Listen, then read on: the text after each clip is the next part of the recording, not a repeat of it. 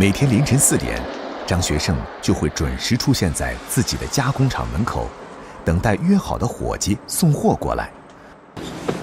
好了啊，过来买。今天的猪肉新不新鲜啊？刚杀好，你说新鲜不新鲜啊？是啊，是很热啊，很热啊。温热的猪肉预示着新鲜，也是张学胜这一天的开始。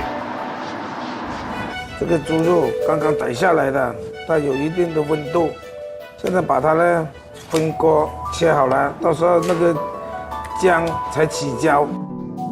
猪肉切块充分冷却，搅碎摔打至起焦备用。这只是酿猪皮的一种原料，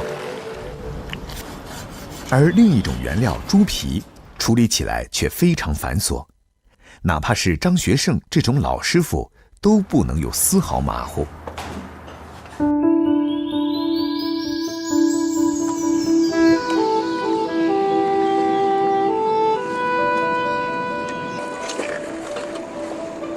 要把它煮熟，不煮熟了，到时候让猪皮是很麻烦的，这是关键的一步啊。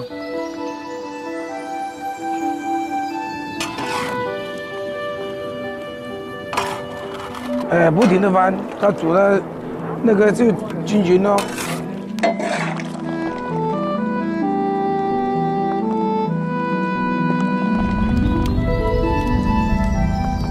现在就煮好了。煮好的颜色是透明剔透的，很亮的，很漂亮的。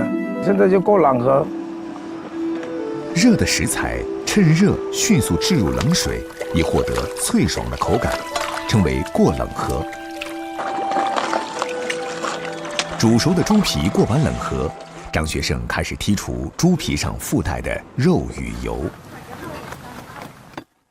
一点都不能有油的，搞得越干净就越漂亮的，越好的。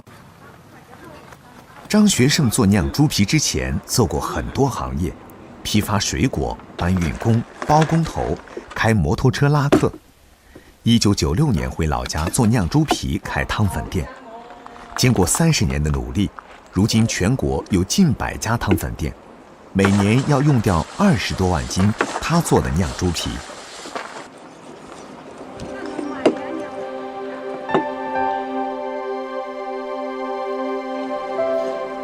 熟猪皮刮干净油，晾晒是必不可少的步骤。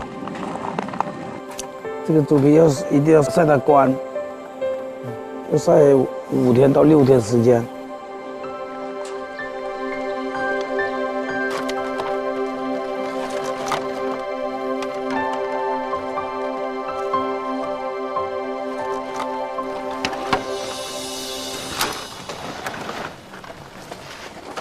晒得像这样，你看它透明的、铁亮的，熬下会断的，这生意的就可以了。现在我们就用砂纸的爆下、炒下了，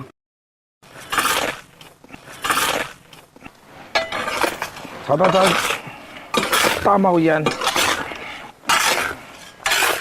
，8点8油下去，增加它砂纸的温度啊，下去马上就冒烟了。好吧，这个放猪皮了，火大点，火放猛一点。来了。干透的猪皮经过高温砂子的焙烤，迅速的蓬松膨胀，变得金黄酥脆。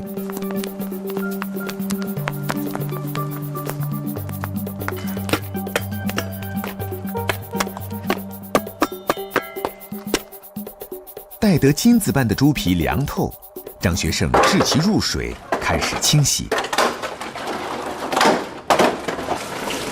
猪皮是在太阳底下晒的嘛，有点杂质啊、灰尘啊。第一个把它洗掉，第二个呢就把那个油去干净。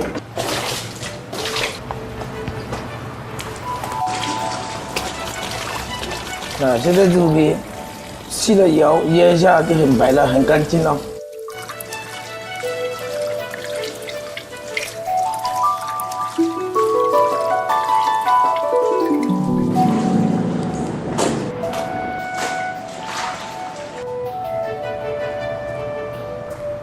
洗好的猪皮晾干铺底，放入打好起胶的肉糜，再放一层猪皮做面，这就是酿的手法。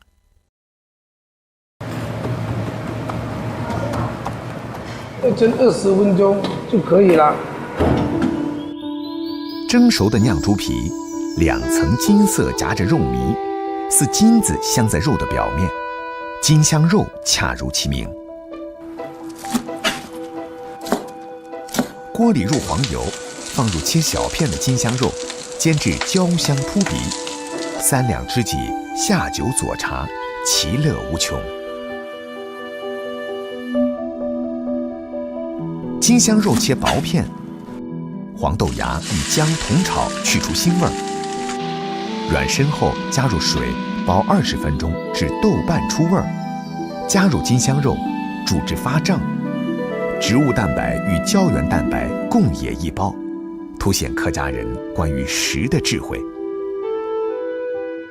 黄豆芽焖煮金香肉，口味清淡又营养丰富，豆芽既爽口又有淡淡的肉味儿，反比金香肉更受欢迎。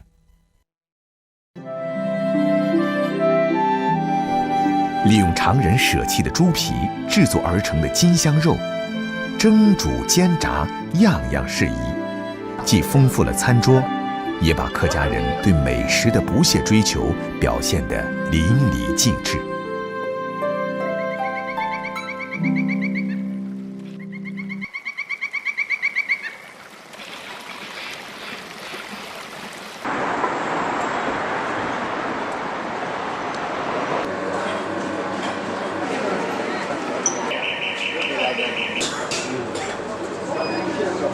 加拿大回来专门来吃米粉，就是老桂林嘛。好嘞，给2万块。这么多年，这个老店的价格都还没变。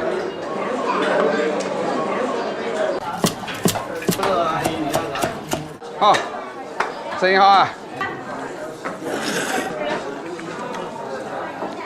哎呀，这10几年了，这个店的味道还是那个样子，桂林米粉的爽滑，非常舒服。感觉非常好。据说秦时已有米粉，历经2000年，桂林人最喜欢吃的永远是一碗鲜湿米粉。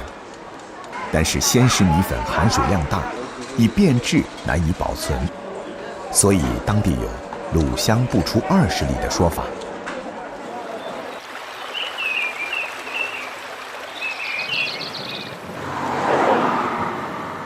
曾经是银行高管的秦光灿，却想打破这个魔咒。做桂林米粉，我想要当地产的一种原料。现在我们就下去找。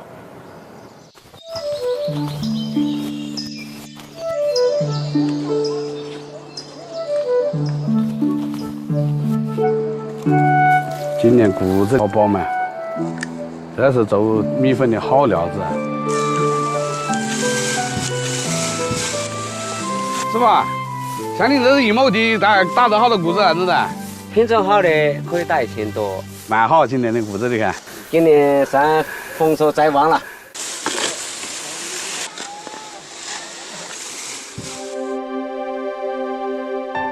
把稻米变成米粉，要经过发酵、磨浆、蒸皮、挤丝、冷却等17道工序。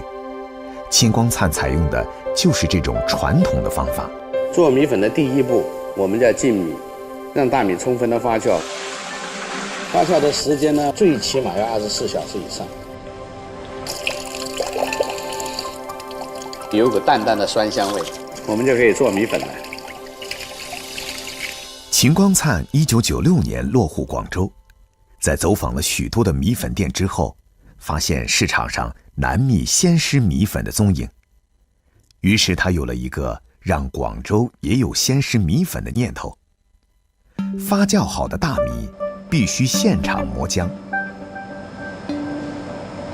现磨的米浆做出来的米粉呢，它的吸味功能会更好。像我们蒸皮呢，看到表面出现了气泡，气泡小了的话呢，粉皮就厚了；气泡大的话呢，那粉皮就薄了。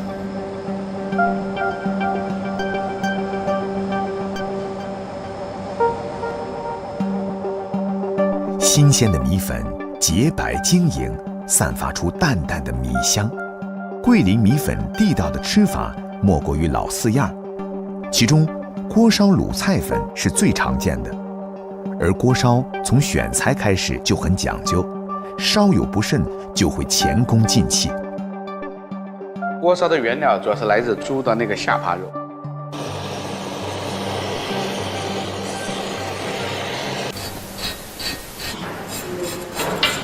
煮肉主要是把那个肉皮啊给它煮软了，这个时间呢大约要半个小时。煮泡的时候，这个肉就做好了。要让它的皮呢密密的扎上小孔，给它更好的把那个油走掉。有的醋呢要浸的时间长一点，好的醋呢它就会浸得短一点。炸锅烧呢一定要冷油下去，如果热油呢里边的那油脂走不进，这个锅烧呢就太腻，并且不会脆。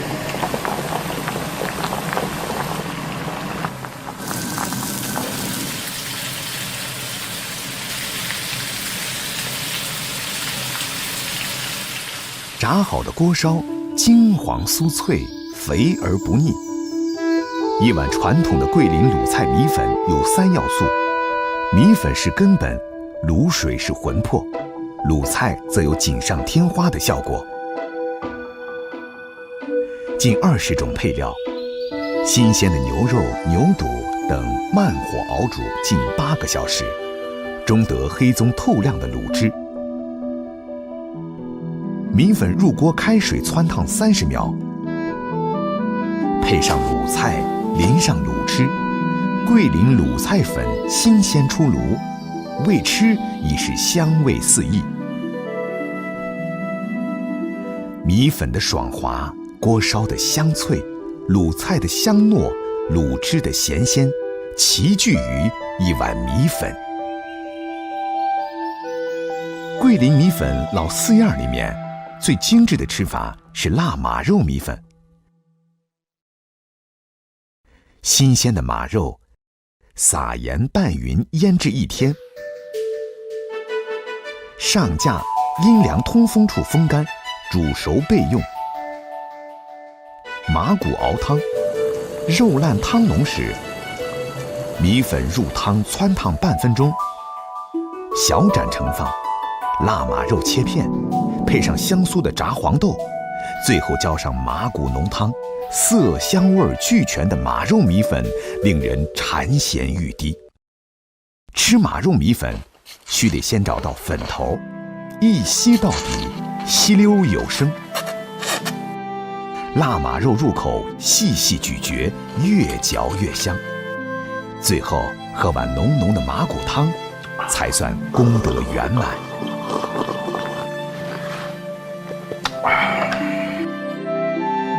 桂林米粉这种具有浓郁特色的地方小吃，碗虽小，却能包容万千。正如桂林这座城市海纳八方的性格，让人称道。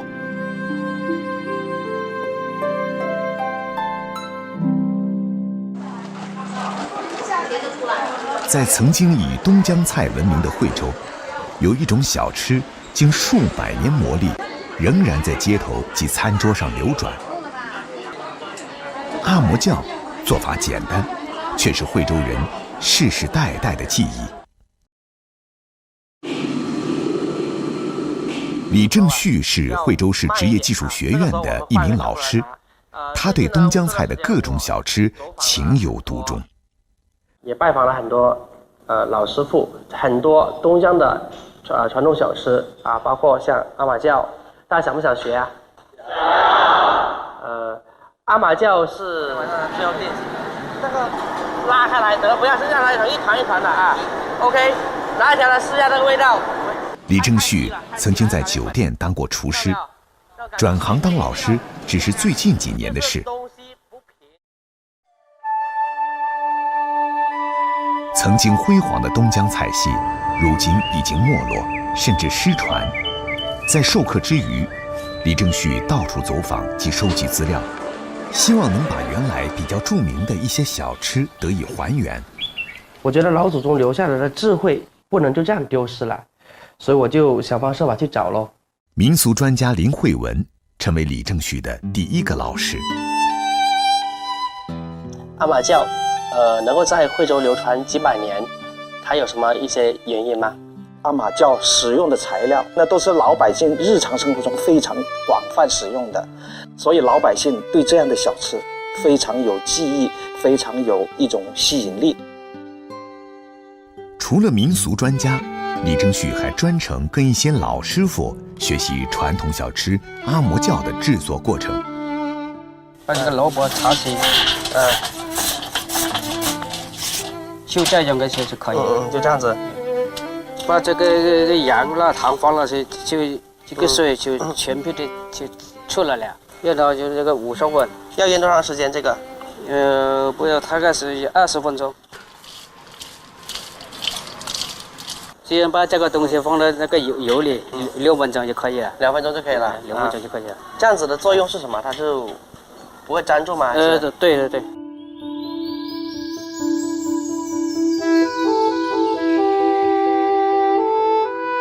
就把这个萝卜丝装到这里，这样就可以了。好，那姜不要太多哈，就表面有一层，薄薄的一层就可以了。这个要炸多久啊？大概是要3分钟就可以了。3分钟就可以了。哦，好，那我来试一下，扁一点，满一点，对。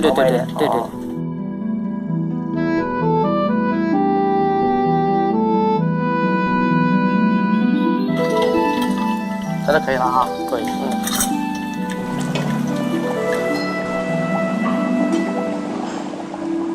做好的阿嬷教外表金黄酥脆，内里松软，萝卜丝、虾仁的香味儿被锁在里面，咬开的一瞬间，咯吱作响，酥脆满口，香甜扑鼻。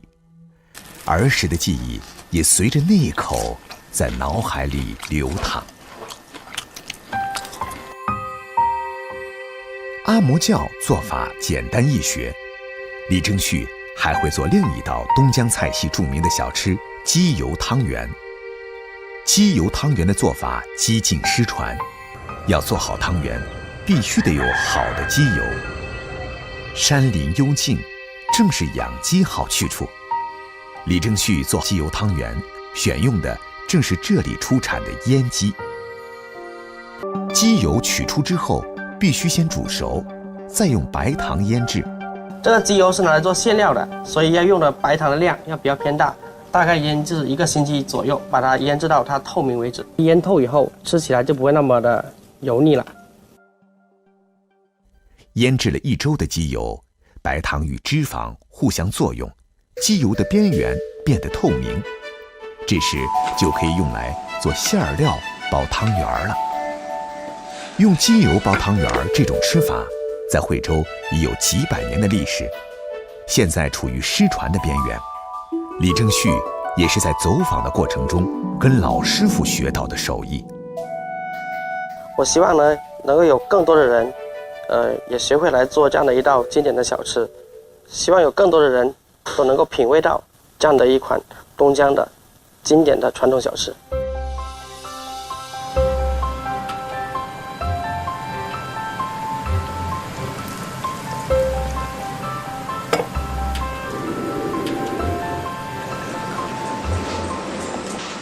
随着水分的蒸发，汤汁越来越浓，汤圆也因煮熟膨胀。煮至这个糖浆往下流不断的时候，这个汤丸基本上煮好了。还有其次就看到这个色泽，看起来整体是呈金黄色。煮好的汤圆似网球大小，色泽金黄，甜香扑鼻。诱人的甜味儿正不停撩拨着味蕾。